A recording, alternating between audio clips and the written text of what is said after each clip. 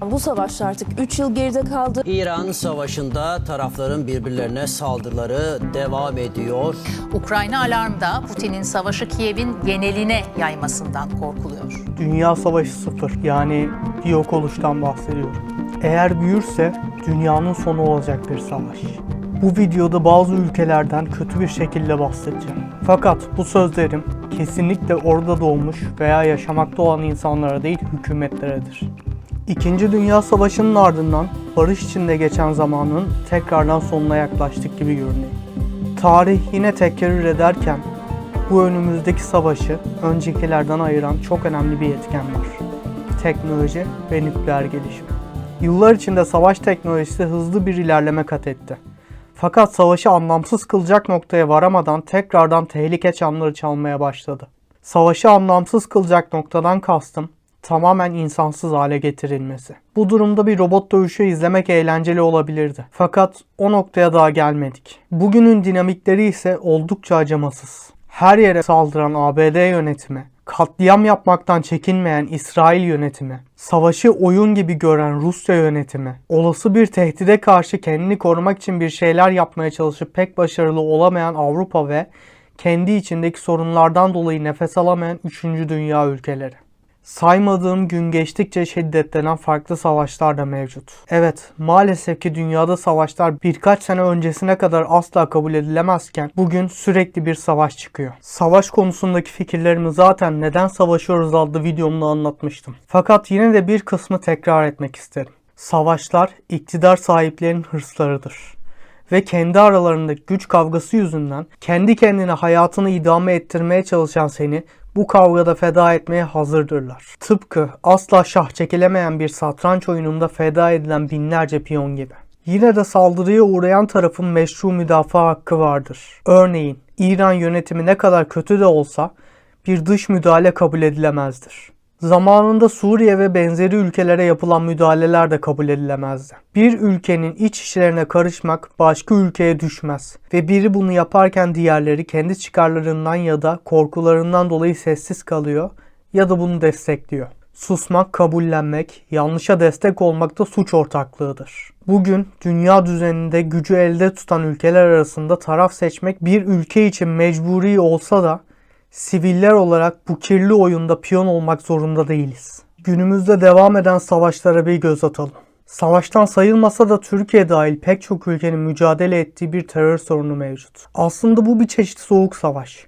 Çünkü bu terör örgütleri kendi silahlarını üretmiyor. Başta ABD olmak üzere çeşitli ülkeler tarafından fonlanıyor. Hatta bu ülkeler o kadar haddini aşıyor ki bölgede yaşayan köylülere saldıran, çocukları kaçıran, memurlara bombalı pusular kuran bu örgütleri kahraman gibi, özgürlük savaşçısı gibi pazarlıyorlar. Türkiye'nin mücadele ettiği o örgütler pek çoğunuza öğretildiği gibi Kürt halkını falan savunmuyor. Kürt halkına kan kusturuyor. Bu bağlamda ABD ile devam edelim. Orta Doğu'da kuklası haline getirdiği İsrail ile beraber hareket ediyor. İsrail askerini zaten bir terör örgütü gibi kullanıyor.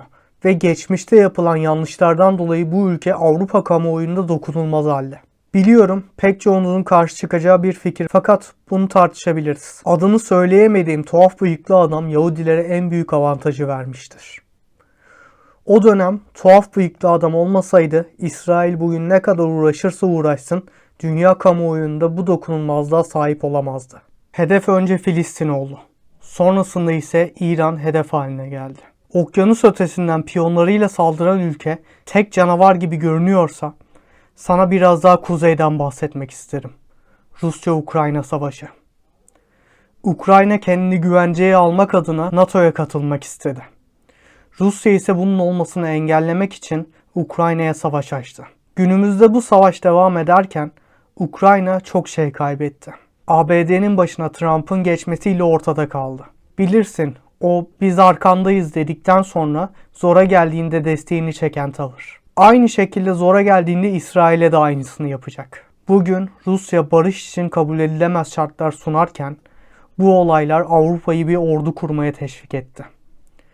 Bu iyi bir önlem hamlesi olsa da nüfus ve ekipman sebebiyle fazlasıyla yetersiz. Peki tüm bunlar olurken biraz daha doğuya gidelim mi? Mevcut iç savaşlar yetmezmiş gibi birbirleriyle savaşlara devam eden ülkeler. Afganistan'ın iç savaş nedeniyle halkının büyük bir kısmı başka ülkelere kaçmışken bile Pakistan ile savaşmaktan çekinmemesi mesela.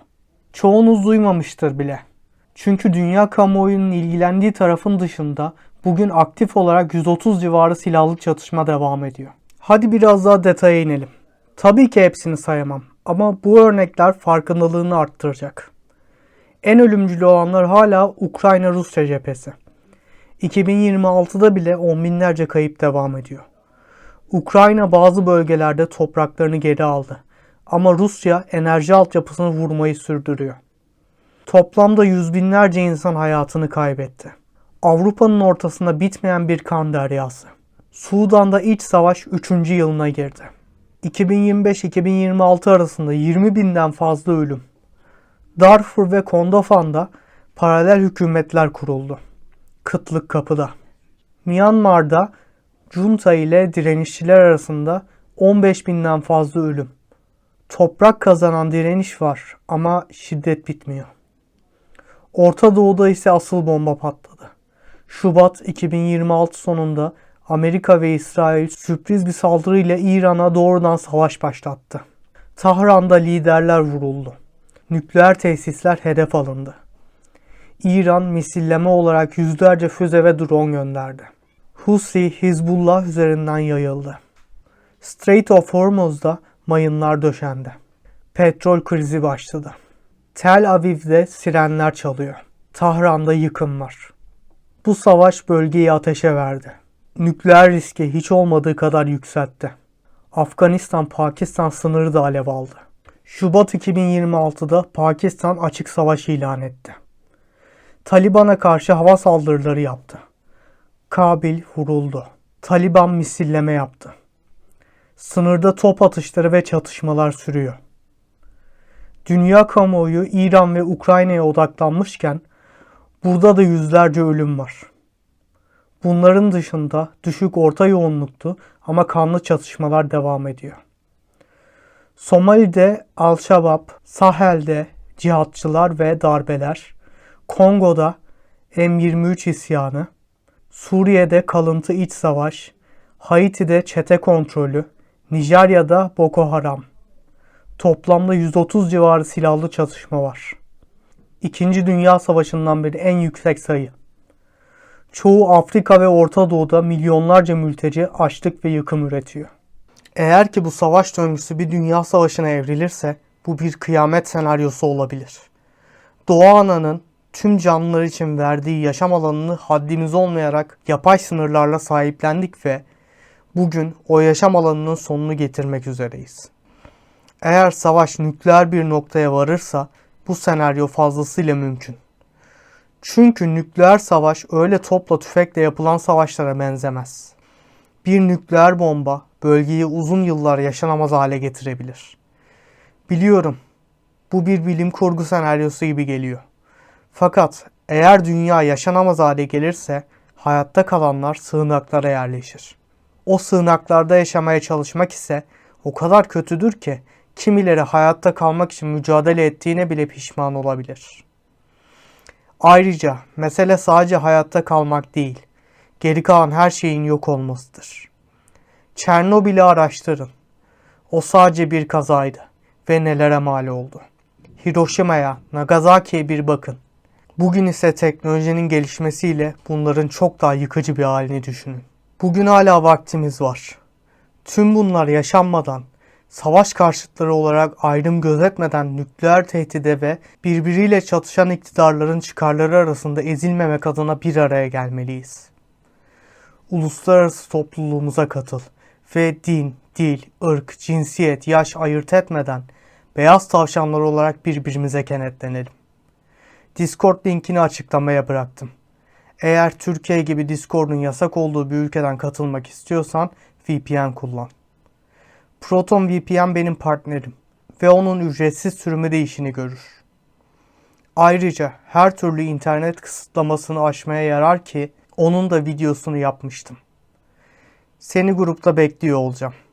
Konu açılmışken önümüzdeki hafta minimum teknik bilgiyle Bu ortamda yaşanan ve yaşanacak olan internet kısıtlamalarını nasıl aşacağını, gizliliğini nasıl koruyacağını anlatacağım bir acil durum videosu gelecek. Ben Mert Tamtürk. İnsanlık cephesinde yer alıyorum.